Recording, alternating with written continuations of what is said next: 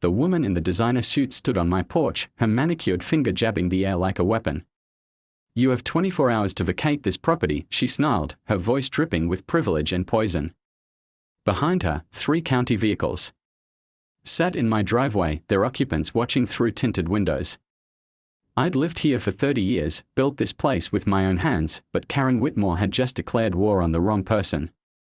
What she didn't know, what none of them knew, was that I'd been keeping a secret that would shake this entire county to its core. Sometimes the morning sun cast long shadows across the wraparound porch of the house that David Chen had built with his own hands 3 decades ago. He was replacing a loose board when the convoy arrived, 3 black SUVs with county plates, moving like a funeral procession down his gravel driveway. The lead vehicle kicked up clouds of dust that settled on his tomato plants, the ones he'd been nurturing since spring. David straightened, hammer still in his grip, and watched as the vehicles formed a semicircle in front of his home. The precision of their positioning wasn't lost on him. This was meant to intimidate. The engines cut off in unison, and for a moment, the only sound was the distant hum of cicadas in the oak trees he'd planted when his daughter was born.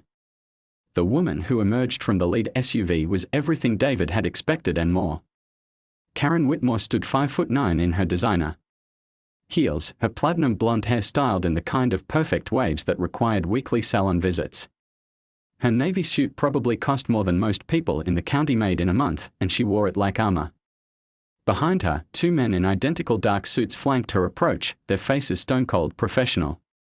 "Mr. Chen," she called out, her voice carrying the kind of authority that came from years of never being told no.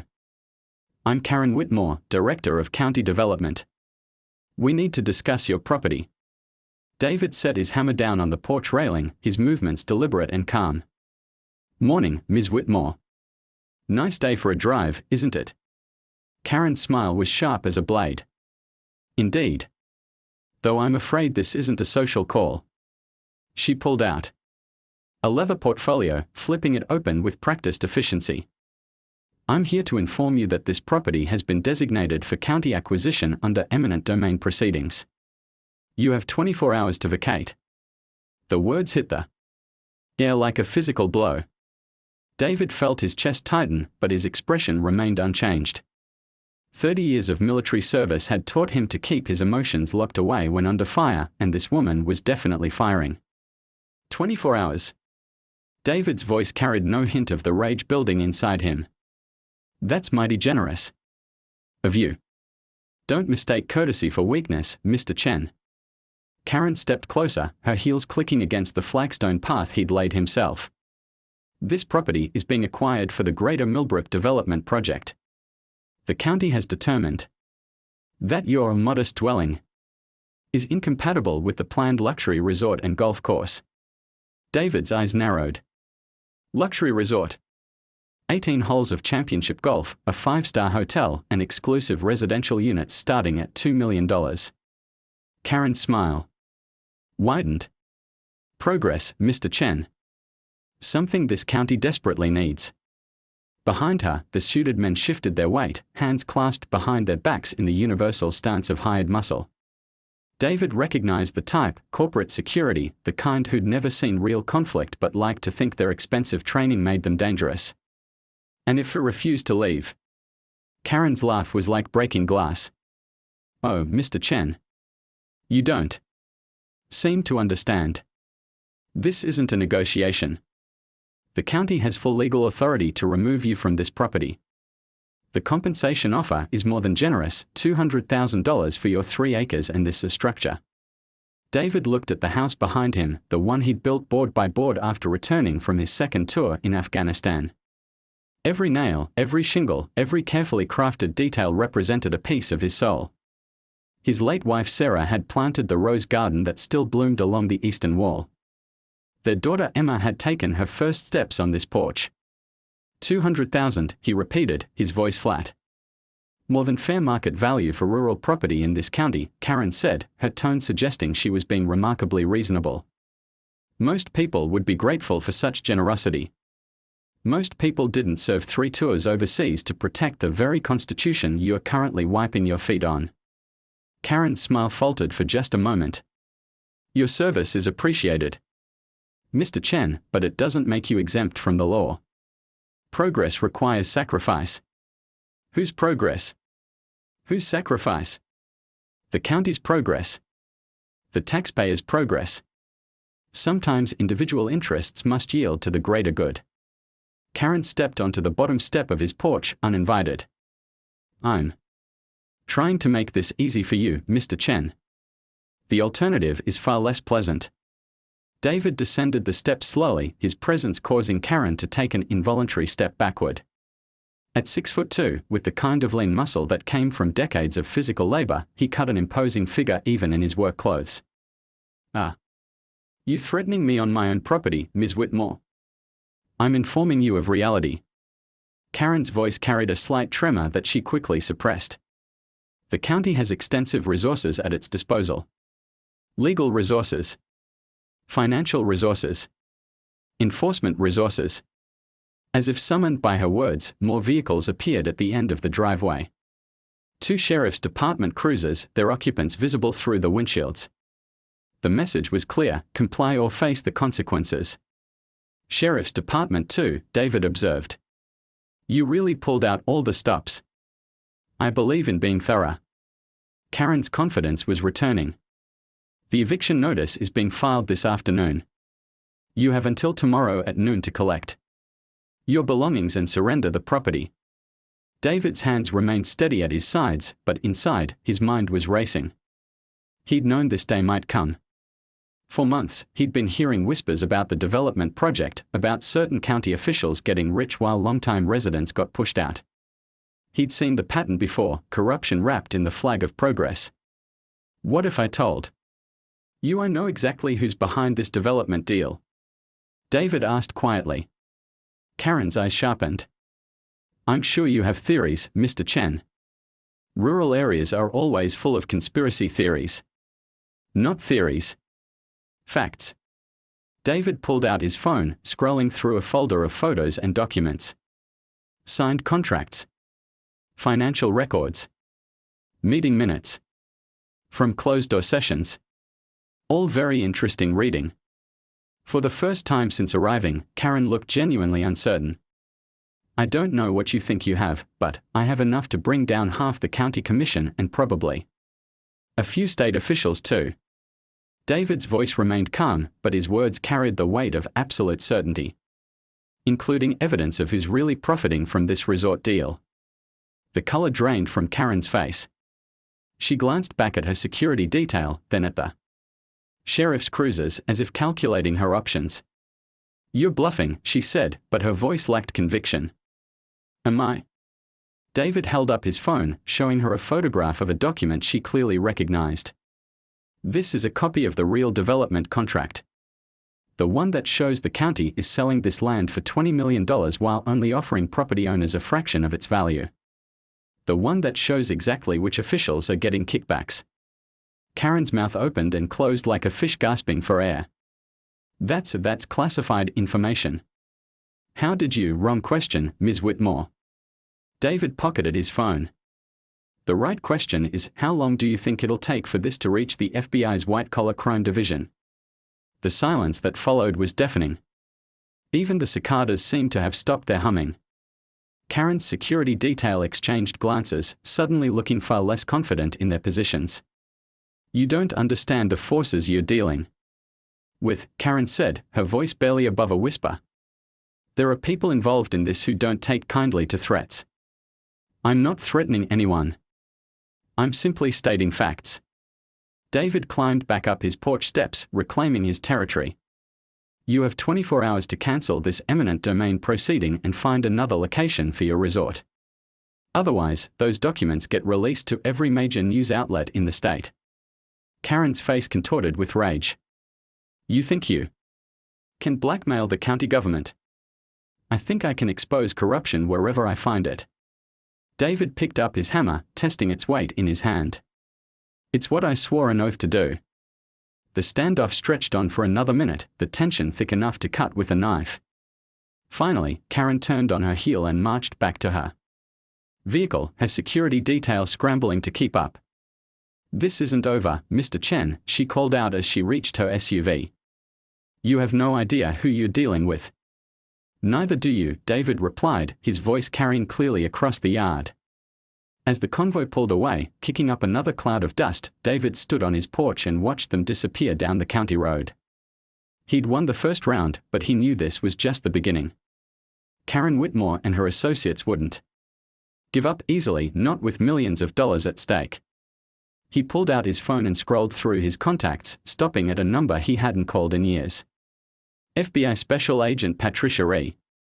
The Millbrook County Courthouse was a monument to small-town authority, red brick and limestone columns that had witnessed decades of justice and injustice in equal measure.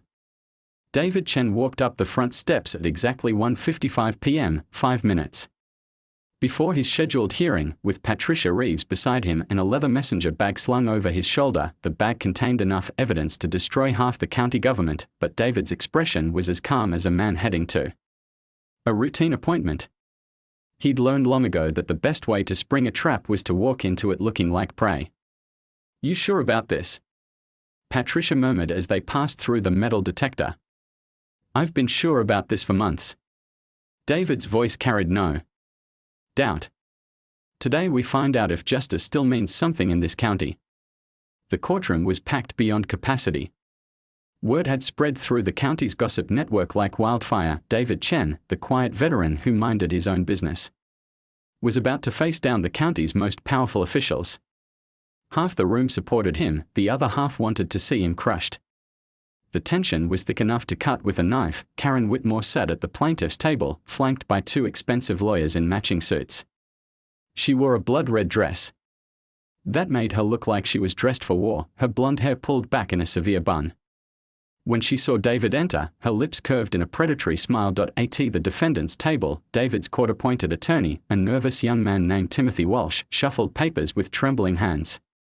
He looked like he was about to face a firing squad rather than represent his client. Mr. Chen, Walsh whispered as David sat down. I have to advise you that the county's case is very strong. The best we can hope for is a delayed eviction order. Don't worry about it, Tim. Just let me handle the talking. Sir, I really don't trust me. Judge Rebecca Morrison entered the courtroom like a conquering queen, her black robes flowing behind her as she took her seat at the bench. She was 52 years old, with silver hair and the kind of sharp intelligence that had carried her from small-town prosecutor to the state's youngest circuit court judge. She was also, according to David's evidence, about to become the state's most corrupt. All rise, the bailiff called. The Honorable Judge Morrison presiding. Morrison's gaze swept the packed courtroom before settling on David. Mr. Chen, I understand you've been causing quite a disturbance in our county. David stood slowly, his presence commanding attention. Your Honor, I've been defending my constitutional rights. Some people seem to find that disturbing. A murmur ran through the crowd. Morrison's eyes narrowed. This is a hearing on the county's petition for emergency eviction, Morrison said, her voice carrying absolute authority. Ms. Whitmore, please present your case. Karen stood, her smile sharp as a blade. Your Honor, the county has determined that Mr. Chen's property is essential for a development project that will bring jobs and economic growth to our community. We've offered more than fair compensation, but Mr. Chen has refused to cooperate. Furthermore, one of her lawyers added, we have evidence that Mr. Chen has been making threats against county officials and may pose a danger to the community. David's court-appointed attorney started to object, but David placed a hand on his arm. Let them talk, Tim. This is about to get interesting. Morrison leaned forward.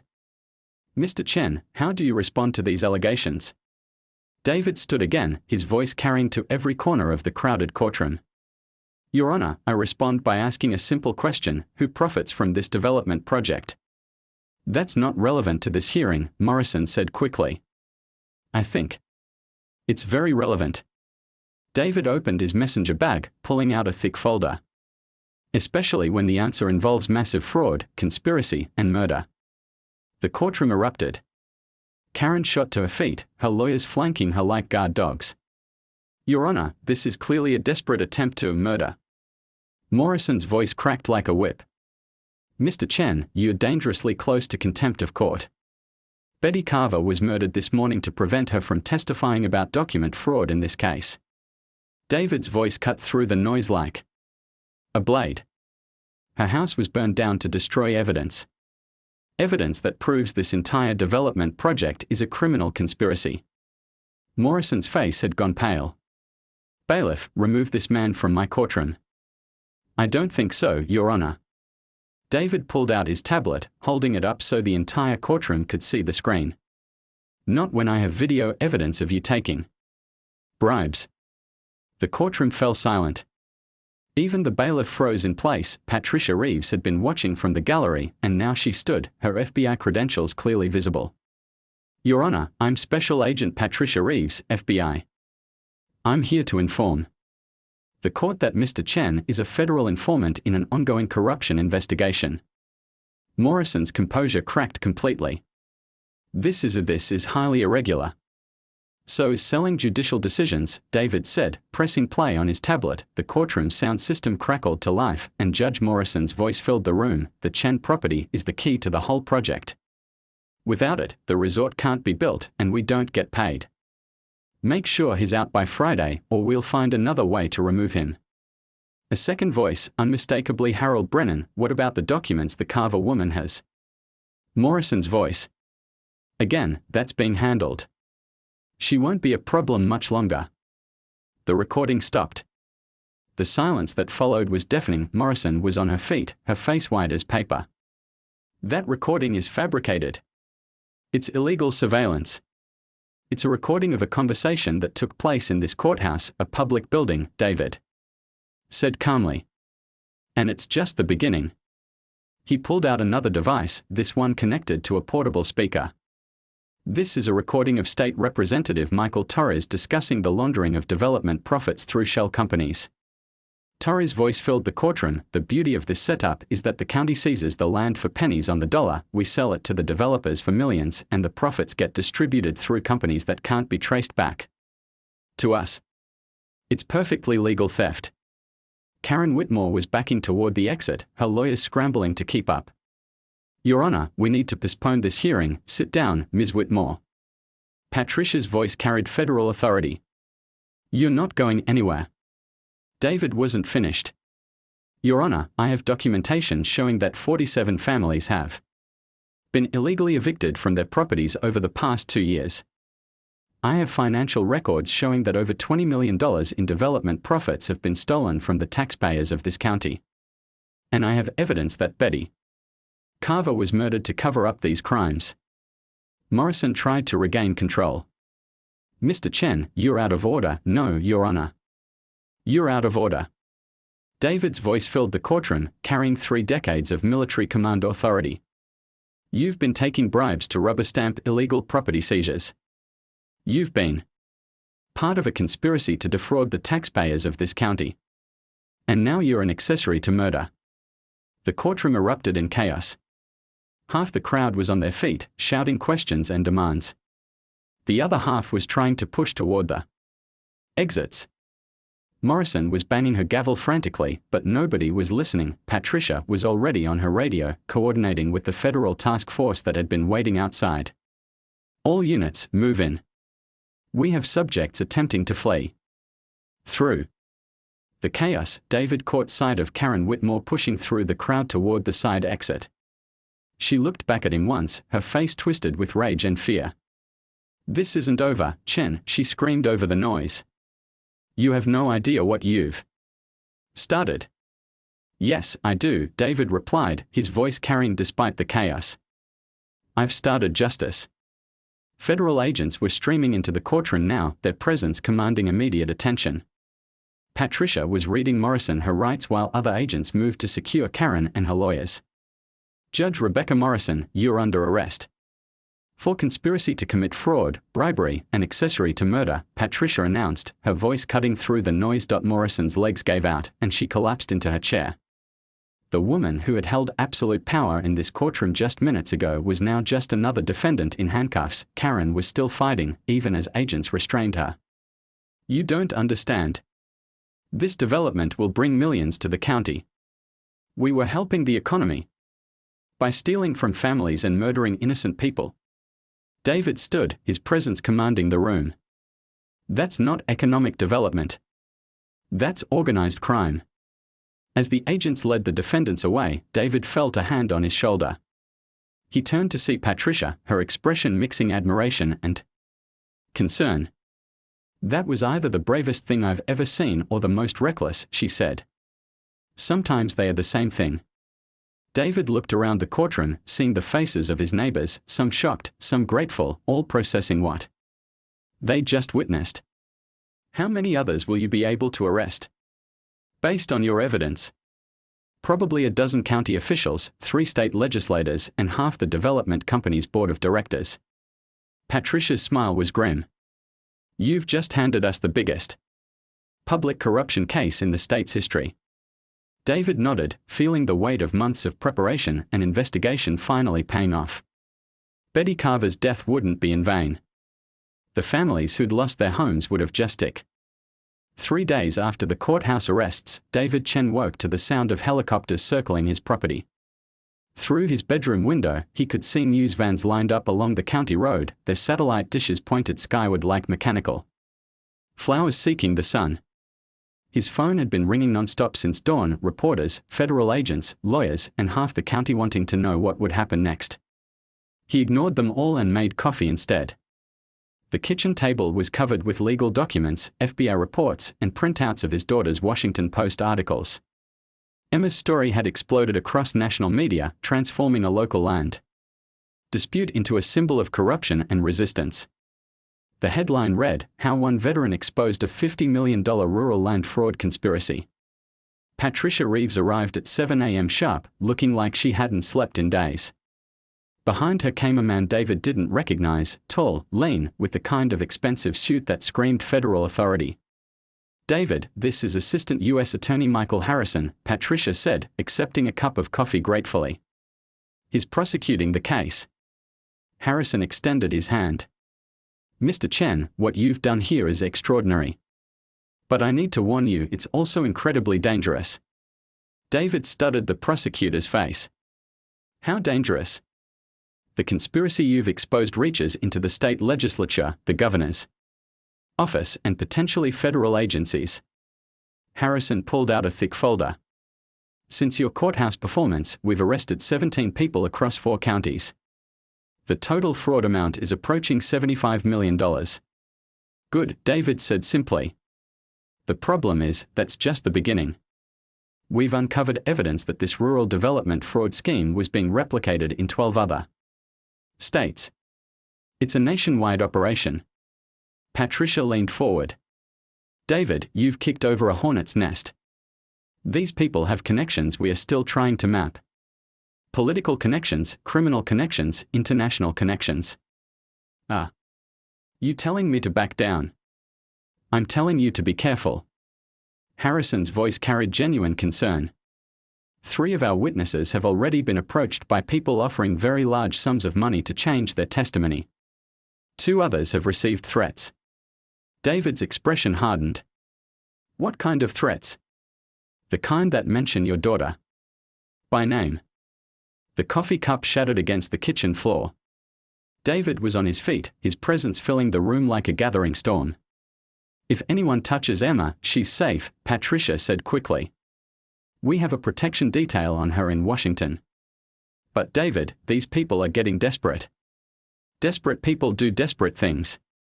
Harrison pulled out his phone, showing David a text message. "This came to my office last night. The Chen problem needs to be solved permanently. Whatever it takes. Traceable. Burn a phone."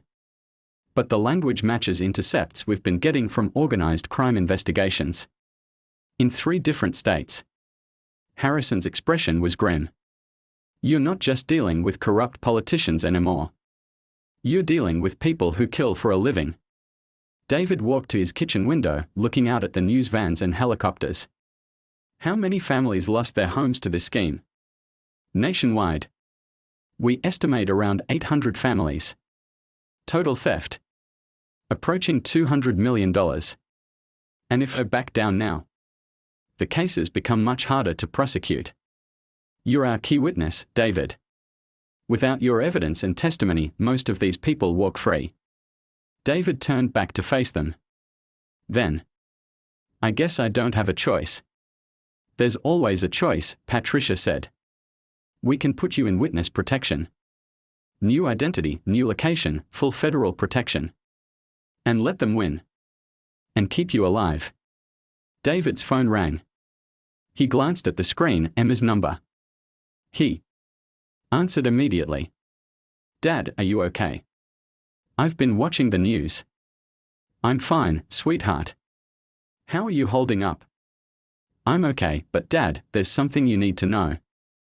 Someone broke into my apartment last night. David's blood ran cold. Are you hurt? No, I wasn't home. But they left a message. They said, you need to stop talking to the FBI or bad things will happen to people you care about. Patricia was already on her radio, coordinating with Emma's protection detail. Harrison was making notes, his expression darkening. Emma, I need you to stay with your protection team. Don't go anywhere alone. Dad, I'm not backing down from this story. These people destroyed families. They killed Betty Carver. They tried to steal your home. And now they are threatening you because of what I've done. No, they are threatening me because I'm telling the truth. That's what journalists do. Emma's voice carried the same steel that had made David a formidable soldier. I've got 3 more articles coming out this week. One about the nationwide scope of the fraud, one about the political connections, and one about the victims' families. David felt a surge of pride mixed with terror. His daughter had inherited his sense of justice, but she'd also inherited his stubborn refusal to back down from a fight. Be careful, Em. These people have already killed once. I know. But if we don't stop them, how many more people will they kill? After Emma hung up, the kitchen fell silent except for the distant sound of helicopters. David stared at the FBI. Reports spread across his table, seeing the faces of families who'd lost everything to corporate greed and political corruption. There's something else, Harrison said quietly. We've been monitoring communications between some of the arrested conspirators. They are planning something. What kind of something? We are not sure. But the chatter suggests they are going to try to discredit you. Make you look like an unstable veteran with a grudge against the government. Patricia pulled out her own folder. They've hired a crisis management firm that specializes in character assassination. They are going to dig into your military record, your finances, your personal life. They are going to try to destroy your credibility. Let them try. David's voice was calm, but his eyes were hard as steel. I've got nothing to hide. Everyone has something to hide, Harrison said. And these people are very good at finding it. As if summoned by his words, David's phone buzzed with a news alert. He read it, his expression growing darker with each word. Local veterans' history of violence raises questions about corruption claims, he read aloud. Sources close to the investigation suggest David Chen may have fabricated evidence to support his claims of county corruption. That was fast, Patricia muttered. David continued reading. The article cites unnamed military sources who claim Chen was investigated for inappropriate conduct during his service overseas. It also suggests he may have had financial motives for his accusations. It's all lies, Harrison said. But lies spread faster than truth these days. David's phone rang again. This time it was a number he didn't recognize. Don't answer it, Patricia warned. But David was already hitting the accept button. David Chen. Mr. Chen, this is Victoria Sterling from Sterling Crisis Management. I represent certain parties who would like to resolve this situation amicably. I'm listening. My clients are prepared to offer you $5 million to retract your statements and withdraw from this case. Your military record would be sealed, your reputation would be restored, and you could live comfortably anywhere you choose. David put the phone on speaker so Patricia and Harrison could hear. And if you refuse, then things become much more difficult for you and your family. Your daughter's career, your military legacy, your personal relationships, all of it becomes public record. My clients have extensive resources and very long memories. Miss Sterling, I have a counteroffer. I'm listening.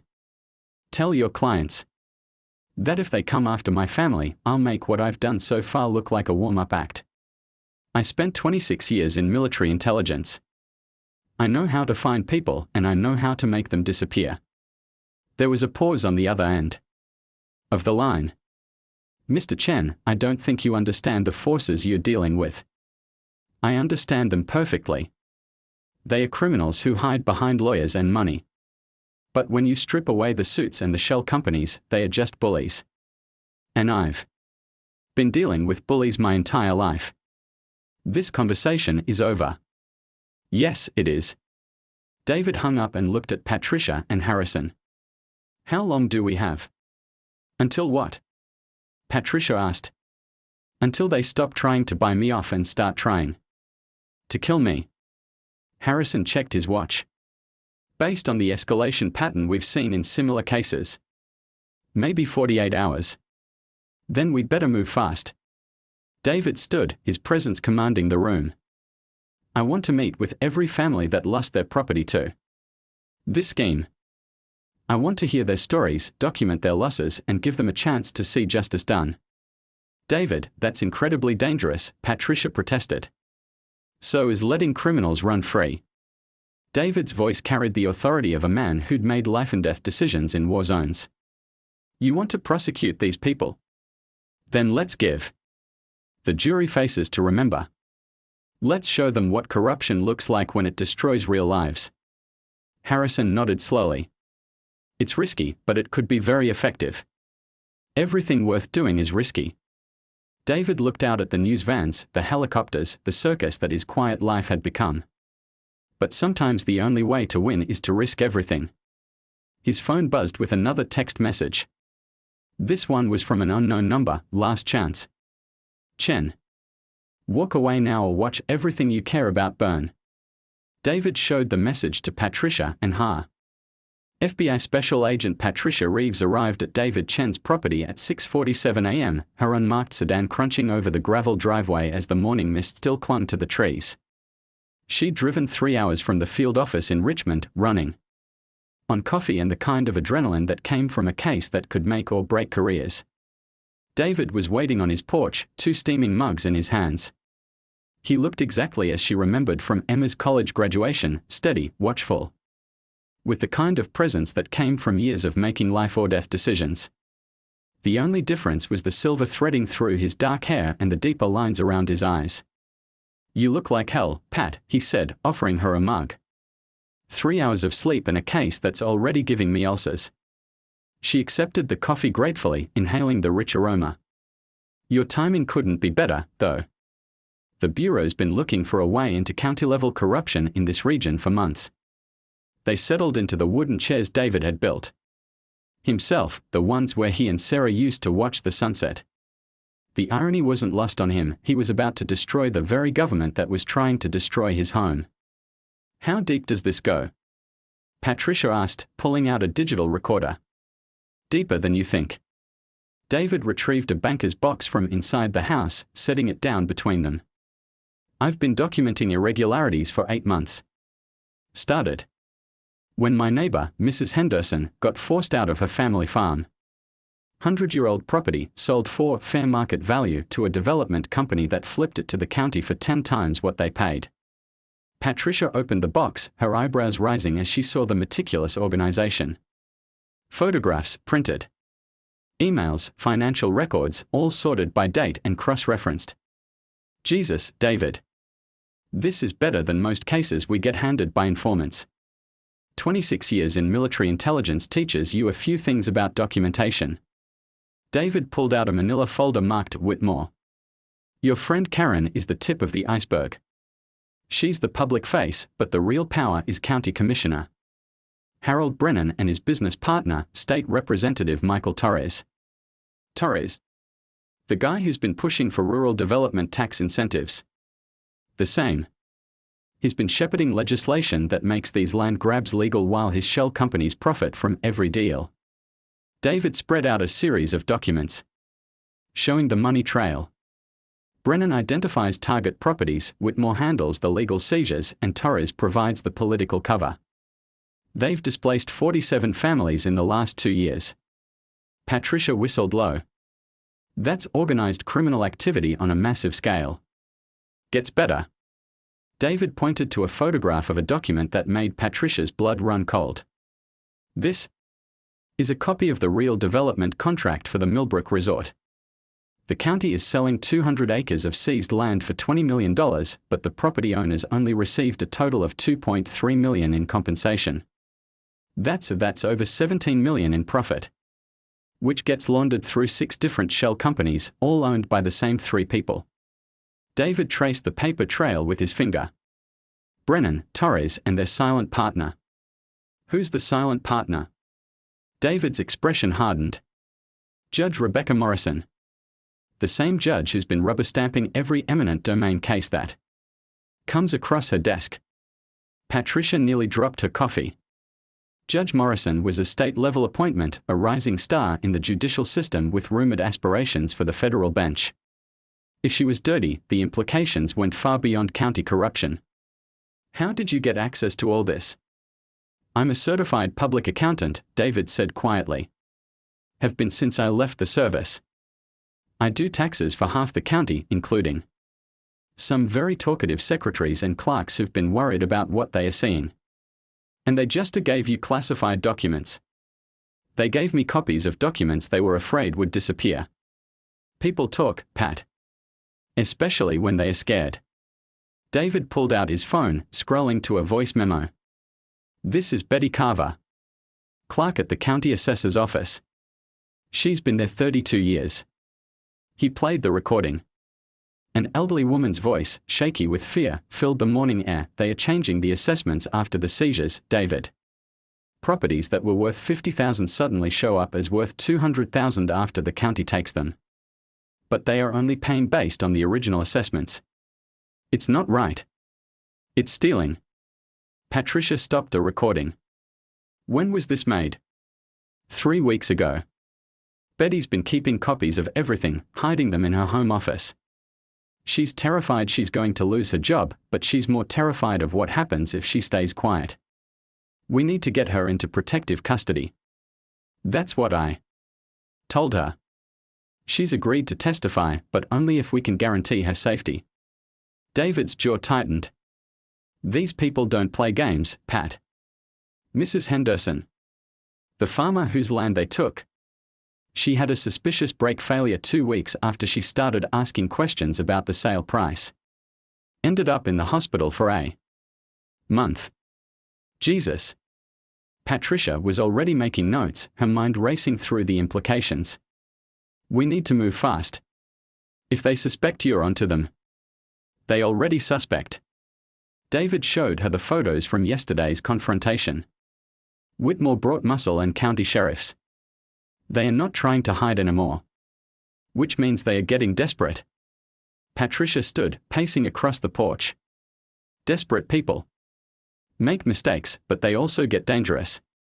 As if summoned by her words, both their phones buzzed simultaneously. Patricia glanced at hers first, her face paling. What is it? Local news alert. Betty Carver was found dead in her home this morning.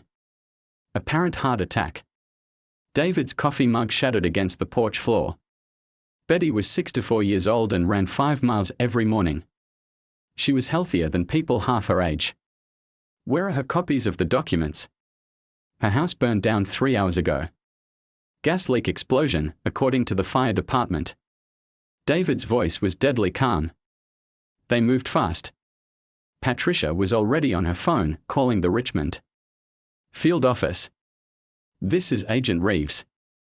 I need a full forensic team in Millbrook County, and I need them now.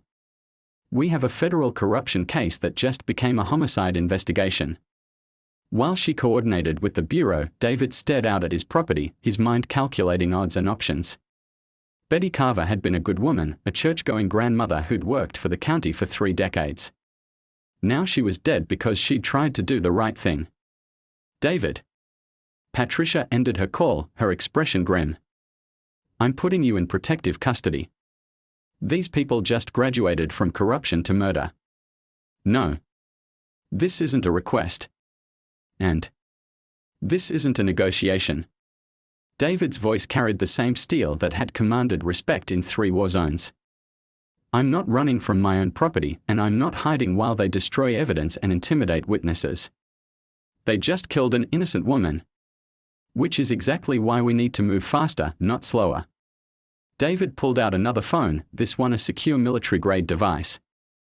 I've got backup copies of everything Betty gave me, plus documentation. From 6 other county employees who've been feeding me information. They are all scared, but they are all willing to testify if we can guarantee their safety. How can you guarantee their safety when you can't guarantee your own? David's smile was cold as winter steel. Because I've been preparing for this possibility. Since the first day I suspected something was wrong. He gestured toward the tree line surrounding his property. Motion sensors, cameras, and a few surprises that would make my old unit proud. Let them come. Patricia shook her head. This isn't Afghanistan, David. We do things by the book here. The book doesn't work when the people writing it are corrupt. David stood, his presence filling the porch. Besides, I've got something they don't know about. What? Remember my daughter Emma? Of course. Smart kid. What about her? She's not a kid anymore. She's an investigative journalist with the Washington Post, and she's been working on a story about rural land development fraud for the past 6 months. David's smile widened. She's been using her old man as a source without realizing it. The story goes live in tomorrow's edition. Patricia stared at him. You've been playing a deeper game than I realized. I learned from the best. David's expression grew serious. But now they know I'm a threat, and they just proved they are willing to kill to protect their operation. Emma's story will force their hand. Or it'll get you killed. Maybe. But it'll also expose them to the world. Sometimes that's worth the risk. Patricia's phone buzzed with a text message. She read it, her face darkening. Your friend Karen. Whitmore just filed an emergency injunction to have you removed from the property by force. She's claiming you're mentally unstable and dangerous. When? The hearing is in 2 hours. Judge Morrison is presiding. David laughed, a sound devoid of humor. Of course she is. The fix is in, just like always. We can fight this. I can have federal marshals here in no. David was already moving toward his house. I've got a better idea. How do you feel about attending a county court hearing, Agent Reeves? What do you have in mind? I'm going to give Judge Morrison exactly what she wants. She wants to see David Chen in a courtroom. She's going to get her wish. David paused at his front door, his hand on the knob. But she's also going to get a few surprises, sure. The assault came at 3:17 a.m. on a moonless Tuesday night, exactly 36 hours after David Chen had rejected the $5 million offer. He was awake, sitting in his kitchen with a cup of coffee and a clear view of his property's perimeter. Through the tactical monitors he'd installed months ago, the motion sensors detected them first. 6 figures in black tactical gear moving through the tree line with military precision. They weren't local thugs or desperate county officials. These were professionals, the kind of operators who specialized in making problems disappear permanently. David activated his secure radio. Patricia, we have company. Agent Reeves' voice crackled back immediately from her surveillance post half a mile away. Copy that. FBI Tactical is moving into position. Do not engage. Negative. They are not here to arrest me. Through his night vision scope, David watched the team spread out in a classic assault formation. They carried suppressed weapons and moved with the fluid coordination of Special Forces operators. Whoever had hired them hadn't sent amateurs. The lead figure held up a hand, stopping the team 50 yards from the house. David could see him speaking into a throat mic, coordinating with someone off-site. This wasn't just about killing David Chen anymore, this was about sending a message to anyone who might think about following his example. David's phone buzzed with a text from an unknown number, last chance. Walk outside with your hands up, and your daughter lives through the night. His blood ran cold. Emma was supposed to be in federal protection in Washington, D.C. If they could reach her, a second text arrived, this one containing a photo that made David's heart stop. Emma sitting in what looked like a hotel room, unaware that someone with a telephoto lens was watching her through the window. David keyed his radio again. Patricia, they have eyes on Emma. Impossible. She's in a safe house with. Patricia's voice cut off abruptly. The lead operative was moving toward the house now, his weapon raised. Through his earpiece, David could hear Patricia coordinating with other federal agents, but he knew they wouldn't arrive in time. This was exactly what the conspiracy had planned, force David into an impossible choice between his own life and his daughter's safety. But David Chen had spent 26 years in military intelligence, and he'd learned something that most people never understood. Sometimes the only way to protect the people you love is to become more dangerous than the people threatening them. He activated a hidden switch under his kitchen table, and the lights throughout his property went out. Emergency lighting kicked in a second later, bathing everything in red illumination that would play havoc with the attacker's night vision. The lead operative froze, suddenly realizing that his target wasn't the helpless civilian he'd expected. David's voice boomed across the property through speakers he'd hidden in the trees. You gentlemen have 30 seconds to leave my property before this becomes a very bad night for everyone involved. The response came in the form of gunfire. Suppressed rounds shattered his kitchen window, but David was already moving. He'd rehearsed this scenario dozens of times, turning his home into a fortress that would make his old Special Forces unit proud. He triggered the first set of defenses. Floodlights erupted across the property, strobing in patterns designed to disorient attackers. Motion-activated speakers began broadcasting the sound of barking dogs and approaching vehicles from multiple directions. The tactical team's formation wavered as their leader tried to reorganize in the chaos of lights and sound. Patricia, David spoke into his radio as he moved through his house. I need that protection detail on Emma. Confirmed. Working on it. David, Federal Tactical is 3 minutes out. I don't have 3 minutes. David reached his basement, where he'd prepared for exactly this scenario. The room contained surveillance equipment, communications gear, and enough firepower to hold off a small army. But more importantly, it contained the master switch for his final surprise. Through his monitors, he watched the tactical team breach his front door with professional efficiency. They moved through his house like ghosts, clearing rooms with practiced precision. But David wasn't in his house anymore. He was in the tunnel he'd spent 2 years digging, the one that connected his basement to a concealed position 70 yards away in the tree line. The same tree line where the attackers had started their approach. This is Agent Chen to all federal units, he spoke into his radio, using his old military call sign. I have 6 hostiles on my property with intent to commit murder. I am engaging under federal protection protocols. David emerged from his tunnel behind the tactical team's overwatch position. 2 operators had stayed back to coordinate the assault, and they never saw him coming. Drop your weapons, he commanded, his own rifle trained on them. One of them spun toward him, and David put him down with 2 precise shots to the chest. The second operative was smarter. He dropped his weapon and raised his hands. Who hired you? David demanded. Go to hell. Wrong answer. David zip-tied the man's hands and activated his radio. Patricia, I have 1 hostile in custody. Tell me about Emma. Safe house was compromised. We moved her 20 minutes ago. She's secure. Relief flooded through David, but he didn't have time to process it. The other 4 operatives were realizing their Overwatch team had gone silent. David's phone rang. He glanced at the screen. Emma's number. Dad, are you okay? The FBI just moved me to some kind of bunker. I'm fine, sweetheart. Stay with the agents, no matter what you hear on the news. Dad, I love you. I love you too, Em. David ended the call and focused on the tactical situation. The remaining operatives were regrouping, trying to extract from a mission that had gone completely sideways. Through his monitors, he could see them moving toward vehicles they'd left on the county road, but David wasn't finished with them. He activated the final component of his defense system, devices he'd buried along every access route to his property. The night lit up with controlled explosions that disabled 3 vehicles and cut off the tactical team's escape routes. "This is FBI." Patricia's voice echoed across the property through a megaphone.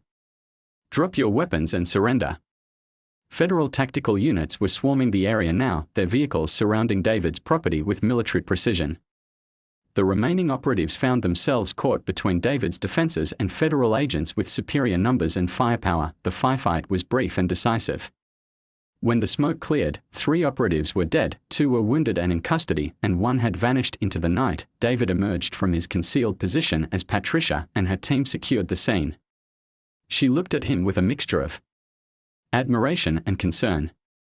"Jesus, David. What did you do to this place?" "I prepared for war." David surveyed the damage to his property, seeing years of careful planning reduced to smoking craters and bullet holes. Sometimes that's what it takes to protect the things you love. Harrison arrived 30 minutes later, looking like he'd been dragged out of bed. "We've identified the tactical team. They are contractors for a private military company based in Virginia. The same company that's been linked to 3 other witness elimination attempts. Who's paying them? We are working on that. But David, what you did here tonight, it's going to make you the most famous veteran in America. The media is already calling it the Battle of Millbrook County." David's phone was buzzing with calls from reporters, but he ignored them all. "What about the prosecution? Can you still make the cases stick?" "Better than that." Harrison's smile was grim. "The attack on you just gave us a new charge, conspiracy to commit murder of a federal witness. That carries a mandatory life sentence." Patricia handed David a tablet showing news coverage from across the country. Emma's articles had sparked a national conversation about rural corruption and corporate land grabs. The attack on David had transformed him from a local figure into a symbol of resistance against systemic corruption. "The governor is calling for a complete investigation of every development project in the state," Patricia reported. 3 more counties have suspended their eminent domain proceedings. And the FBI is launching a nationwide task force to investigate rural land fraud. David looked at his damaged home, then at the federal agents processing the crime scene. "What happens now?" "Now we put these people in prison for the rest of their lives," Harrison said. "And we make sure what happened here can never happen again."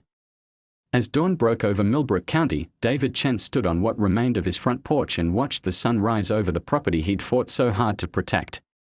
The house could be repaired, the gardens replanted, the peace restored, but more importantly, Betty Carver's death had been avenged. The families who'd lost their homes would see justice. And the corruption that had plagued rural America for decades was finally being exposed to the light. His phone rang one more time. Emma's number. "Dad, I just wanted to tell you that my editor is giving me a Pulitzer nomination for the corruption series. None of it would have been possible without you. You did the real work, sweetheart. You told the truth when it mattered most. We both did." Emma's voice carried a pride that made David's chest tight with emotion. "Dad, what you did last night, the whole country is talking about it. You've become a hero." David looked out at his property, scarred but still standing. "Still his." "I'm not a hero, Em. I'm just a man."